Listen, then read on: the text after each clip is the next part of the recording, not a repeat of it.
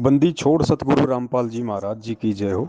परमपिता परमेश्वर जी की आप सभी प्यारी आत्माओं को, जो दास के साथ में तीन चार जो ग्रुप बने हुए हैं, साध संगति 1 2 3 और ज्ञानाधारी आत्माएं, इन ग्रुप में आप जितनी भी आत्माएं जुड़ी हैं, आप सभी को दास की तरफ से हाथ जोड़ के सत्संग। पुण्यात्माओं, दास ने सभी ग्रुपों में जो सेटिंग में एक ऑप्शन आता है कि केवल ग्रुप का एडमिन ही संदेश भेज सकता है, दास ने उसको एक्टिव कर दिया है। मतलब आज के बाद आप में से कोई भी भगत भाई बहन एडमिन के अलावा ग्रुप में संदेश नहीं भेज पाएगा। आप जी केवल संदेशों को देख सकते हैं, सुन सकते हैं, पढ़ सकते हैं। और ये परमात्मा की प्रेरणा से दास ने इसलिए किया है क्योंकि हम सब जीव हैं और बहुत समय लग जाता है परमात्मा के ज्ञान को समझने में, परमात्मा की विचारधारा को जानने में, और किस लिए परमात्मा आए हैं, क्या वो हमसे चाहते हैं, इन सब बातों को गहराई से जानने में। क्योंकि हम जीव हैं, हमें बहुत वक्त लग जाता है। खाली गुरुजी को परमात्मा कहना, खाली गुरुजी का जन्मदिन ना मनाकर उनका प्रगट दिवस मनाना और अपने आप को सत्सेवक कहना, खाली यही एक पहचान नहीं है कि हम बहुत अच्छे भगत हैं और हमने परमात्मा को समझ लिया, हमने उनके ज्ञान को समझ लिया।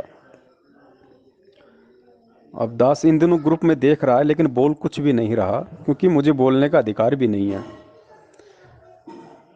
क्योंकि दास को परमेश्वर ने प्रेरणा करके जो सेवा दी थी अपने भगत भाई बहनों को साथ लेके चलने की, संदेश देने की, वो है साध संगति।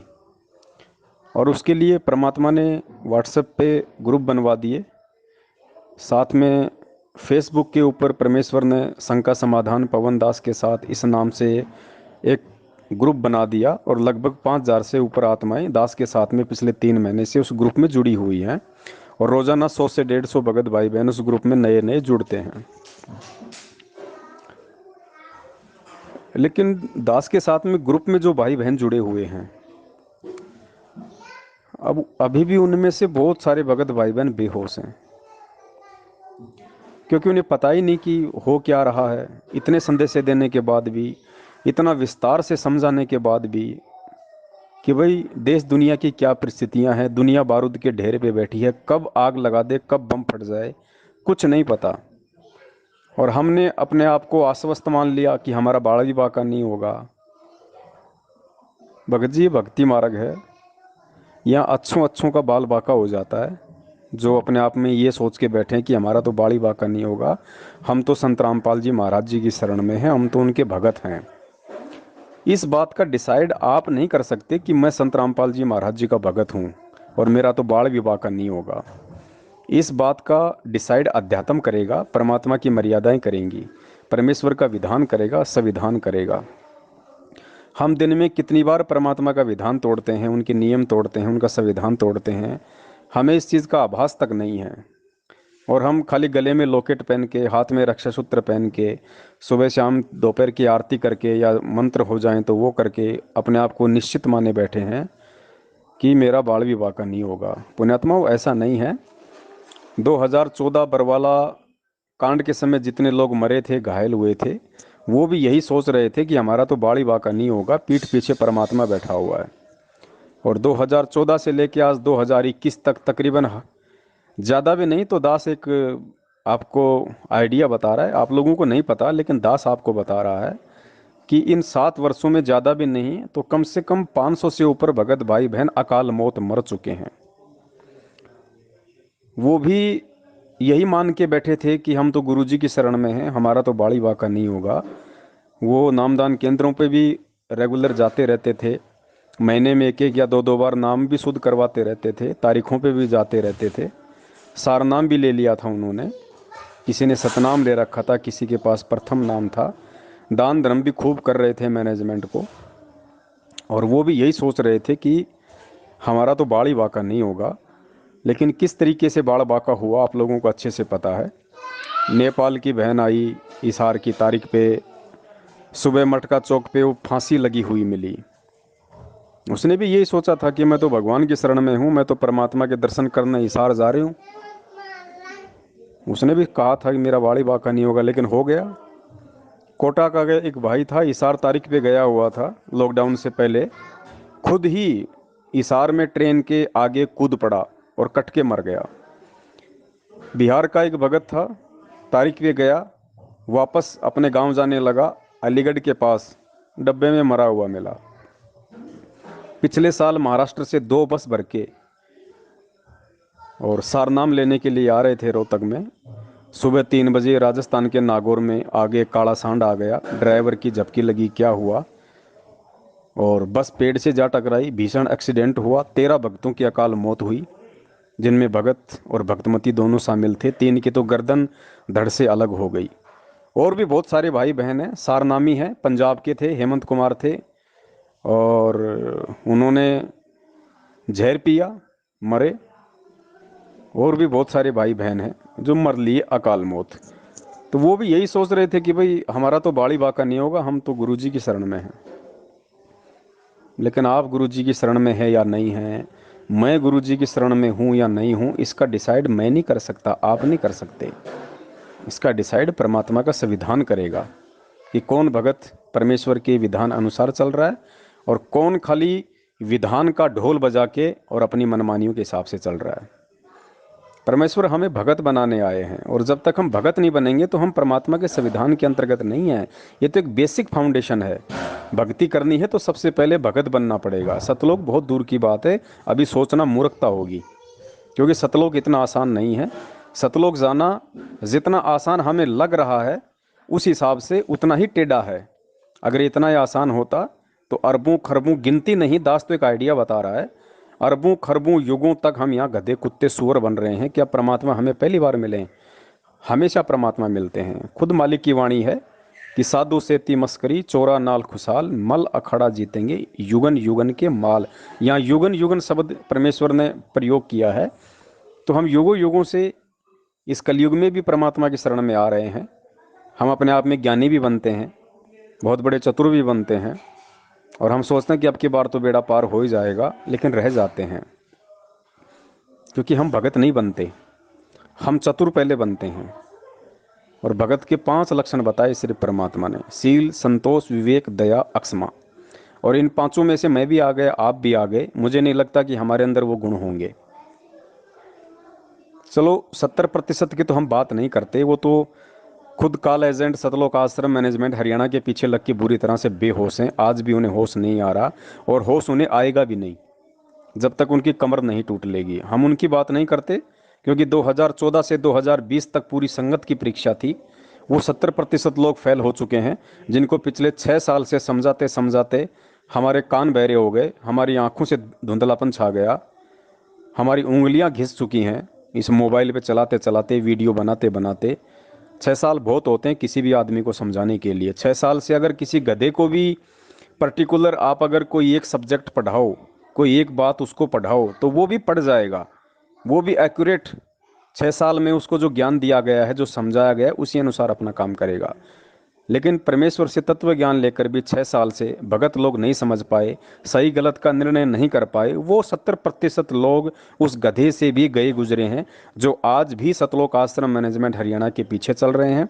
नामदान केंद्रों पे जाते हैं, उनको दान धर्म ज्योति पाठ का पैसा देते हैं, लॉकडाउन खत्म होते फिर से तारीखों पे जाने की सोच बैठे हैं। उनकी तो हम बात ही नहीं करते।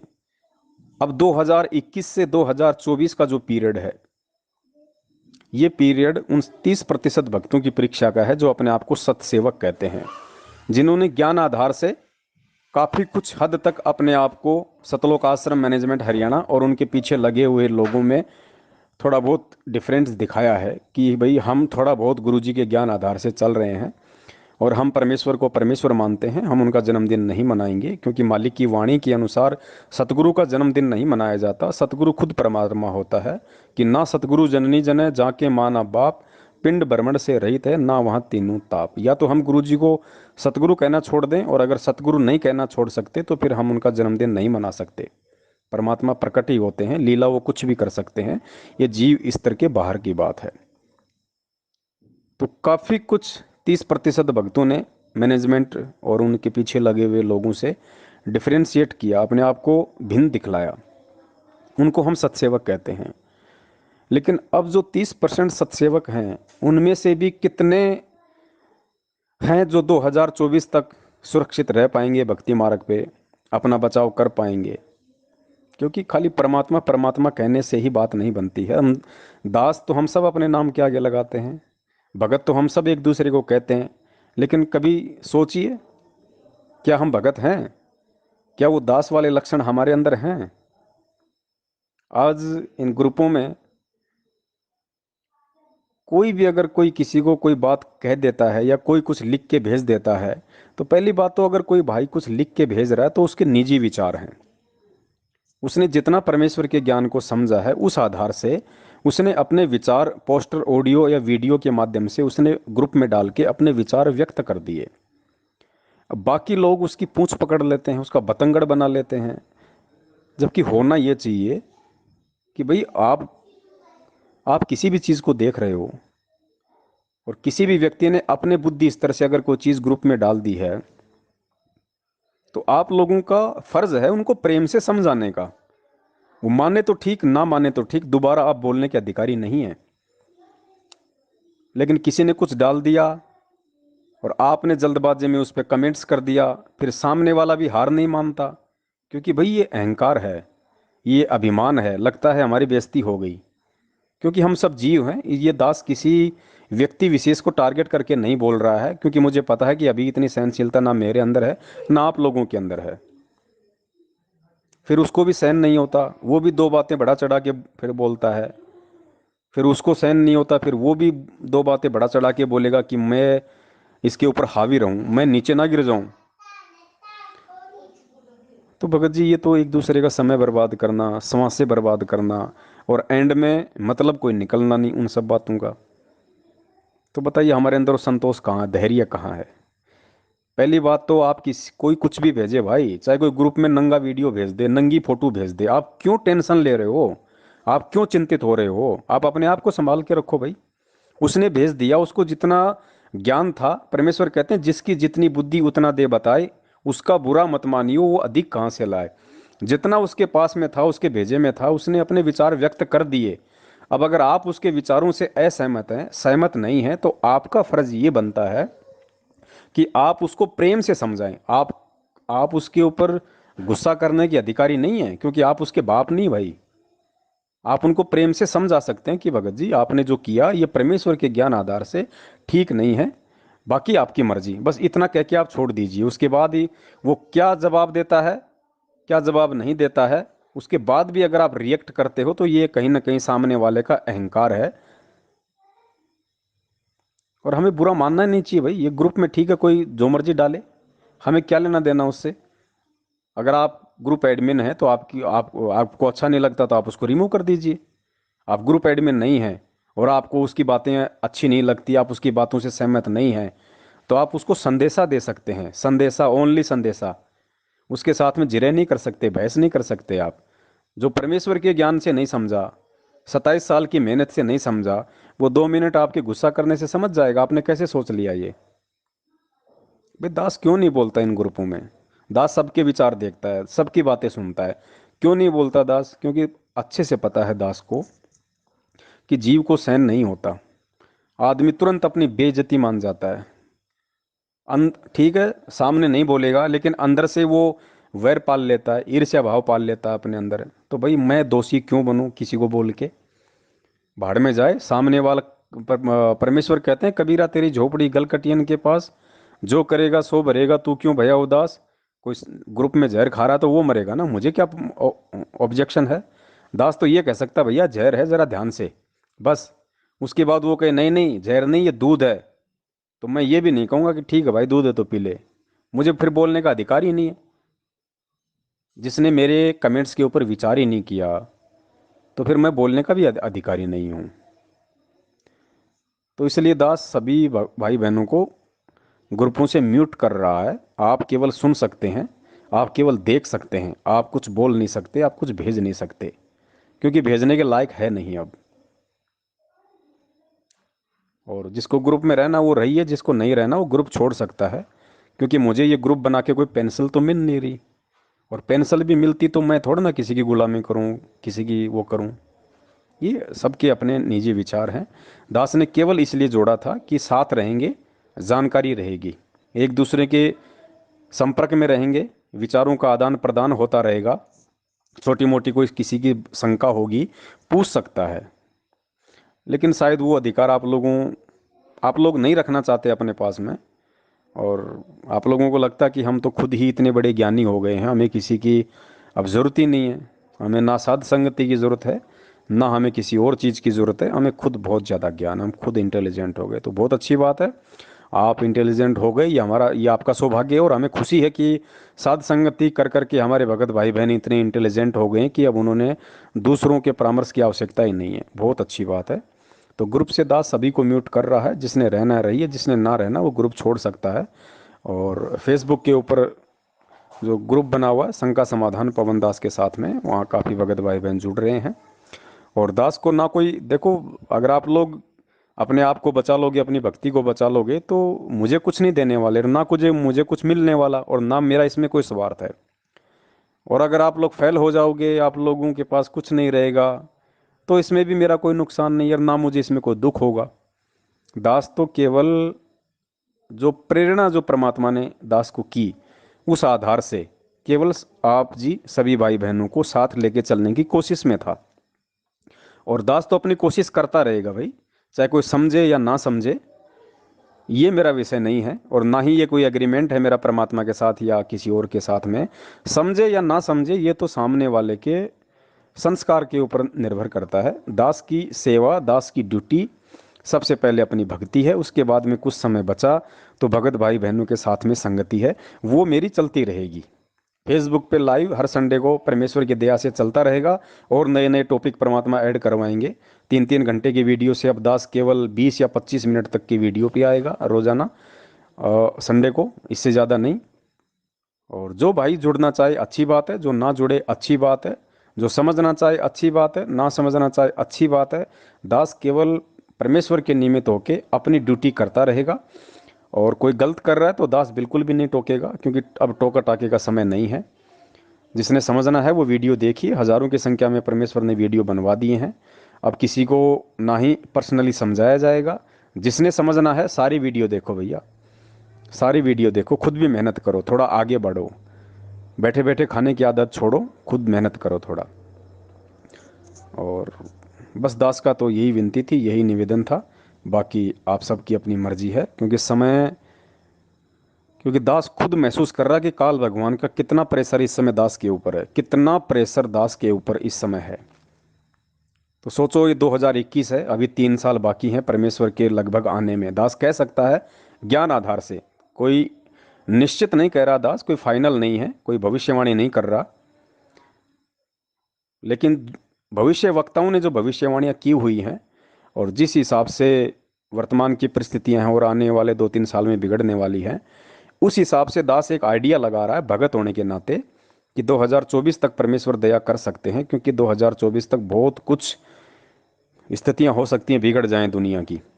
तो परमेश्वर बिगड़ी हुई परिस्थितियों को या तो बिगड़ने से पहले ही संवारने आते हैं, या बिगड़ने के बाद में उनको बनाने आते हैं। बाकी बिगाड़ तो होना ही होना है भाई, दुनिया का तो सत्यानाश होना ही होना है। अगर सत्यानाश ही होना है तो फिर परमेश्वर के आने का फायदा क्या। इसलिए परमेश्वर आएंगे जरूर, अपना संदेशा जरूर देंगे। उसके बाद भी लाखों करोड़ों की संख्या में ऐसे कर्महीन होंगे जो सब कुछ जान के भी, सब कुछ पहचान के भी, और उनको फॉलो नहीं करेंगे। वो फिर बाद की बात है। बाकी 2024 तक बहुत ही भयंकर समय है भक्तों के लिए। जगत तो पहले से मरा हुआ है, उनका क्या मरना, ये भक्तों क्या है सारा सिस्टम। क्योंकि जो परमेश्वर ने 27 साल तक मेहनत करके 1994 से 2014 तक जितने भक्तों को छांटा था, उनमें से कितने प्रतिशत जा चुके हैं। वो भले ही 3 टाइम की आरती का घंटा पीट रहे हैं, भले ही मंत्र कर रहे हैं, भले ही अपने आप को भगत कह रहे हैं, लेकिन वो भगत की श्रेणी से बाहर हो चुके हैं। जिस प्रकार काशी में परमात्मा ने 64 लाख की परीक्षा ली थी, हम सारे फेल हो गए थे। उसके बाद भी परमात्मा ने 25 साल तक सत्संग किए, और हम सभी लोग फिर धीरे धीरे वापस परमात्मा के सत्संगों में जाने लग गए थे। और परमात्मा भी यही कहते थे, बच्चों भक्ति करो सब सतलोक चलेंगे, भक्ति करो सतलोक चलेंगे। लेकिन फेल तो हम पहले ही हो चुके थे। ठीक ये स्थिति वर्तमान में है, 70% संगत फेल हो चुकी है। जो जो व्यक्ति ये ऑडियो सुने, जो जो व्यक्ति आज भी सतलोक आश्रम मैनेजमेंट हरियाणा से सवाल पूछने की हिम्मत नहीं कर पाता है, या उन्हीं के विचारों पे चलता है, उन्हीं पीले पर्चों के आधार पे चलता है, ऑडियो को सत्य मानता है, और दान धर्म ज्योति पाठ का पैसा उन लोगों को देता है, और इनके जितने भी आश्रम बने हुए वहाँ पे जाता है, और इनके कोऑर्डिनेटरों के संपर्क में है, तो समझ लीजिए वो 70% में है, और वो व्यक्ति फेल हो चुका है। वो भले ही अपने आप को भगत कहे, जब तक उसके संस्कार हैं, उसकी बैटरी है, तब तक वो अपने आप को सुरक्षित महसूस करे, लेकिन आगे उसकी भक्ति नहीं है जब तक परमेश्वर दोबारा से दया ना करे। बाकी 30% भाई अभी भयंकर दौर से गुजरना बाकी है। ये 30% ही की परीक्षा है 2021 से 2024। और जब परीक्षा होती है तो परीक्षा होती है छटनी करने के लिए, तो छटनी तो होगी, इसमें कोई दो राय नहीं है। 5-10% भी बच जाएं तो बहुत एक खुश नसीब होगी उन आत्माओं का। दास भी अपनी पुख्ता नहीं कह सकता, क्योंकि ये भक्ति मार्ग है। कोई अपने आप को यहाँ पे ये ना कहे कि भाई मैं तो बहुत बड़ा भगत हूँ, मैं तो बच जाऊँगा। यहाँ काल का लोक है, हम सब यहाँ पे अंडर ट्रीटमेंट हैं। जरा सी चूक हुई, काल का दाव लगा, और परमेश्वर फिर ज़बरदस्ती करेंगे नहीं, ये उनका विधान है। तो यहाँ अपने आप को कोई ये नहीं कह सकता कि हम अंत तक इस भक्ति मार्ग पे टिके रहेंगे, या हम परमेश्वर की शरण में बने रहेंगे। ये तो केवल परमात्मा से प्रार्थना कर करके, परमेश्वर के चरणों में मत्था टेक टेक के, गिड़गिड़ा के, केवल भक्ति दान ही मांग के हम सुरक्षित रह सकते हैं, अन्यथा और दूसरा कोई चारा नहीं है। बाकी आप सभी के अपने विचार हैं, जो जैसा करेगा वैसा समय आने पे अपना पाएगा। सत्साय जय हो बंदी छोड़ के।